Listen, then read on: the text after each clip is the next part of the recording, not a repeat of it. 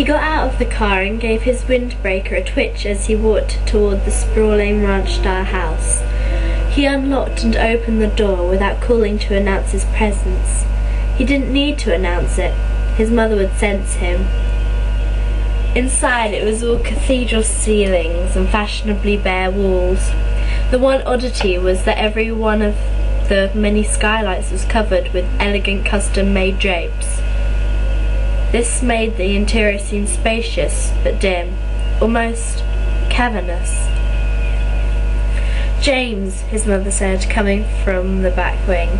She had jet black hair with a sheen like lacquer and a perfect figure that was emphasized rather than disguised by her silver and gold embroidered wrap. Her eyes were cool grey and heavily lashed, like James's. She kissed the air beside his cheek. "I got your message," James said. "What do you want?" "I'd really rather wait until your father gets home." "Mum, I'm sorry, but I'm in a hurry. I've got things to do. I haven't even fed today." "It shows," his mother said. She regarded him for a moment without blinking. Then she sighed, turning toward the living room. "At least, let's sit down. You've been a little agitated, haven't you, these last few days?"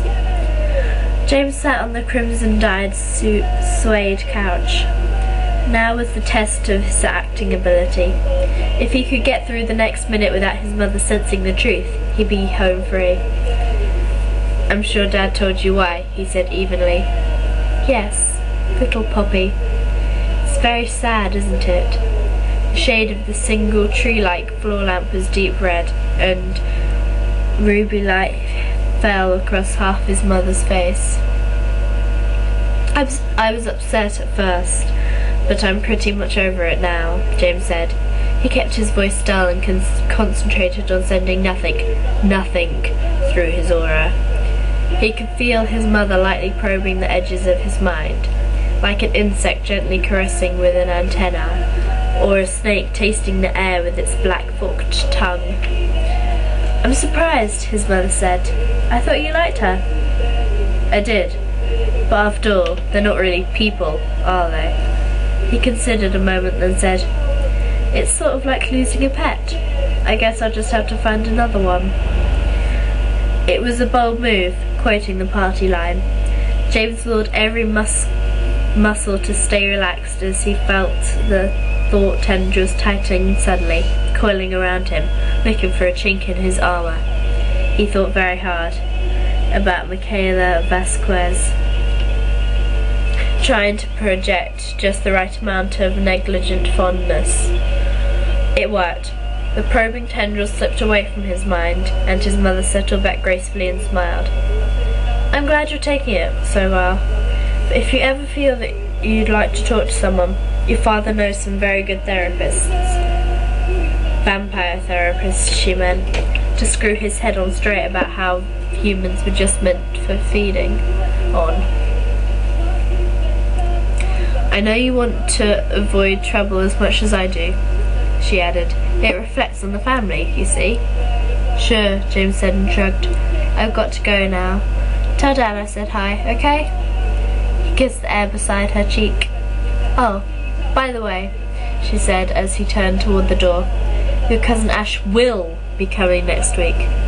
I think he'd like to stay with you at the apartment, and I'm sure you'd like some company there." Over my unbreathing body, James thought. He'd forgotten all about Ash's threat to visit, but now wasn't the time to argue. He walked out feeling like a juggler with too many balls in the air. Back in his car, he picked up the cellular phone, hesitated, then snapped it shut without turning it on. Calling wasn't any good. It was time to change his strategy. "Alright then.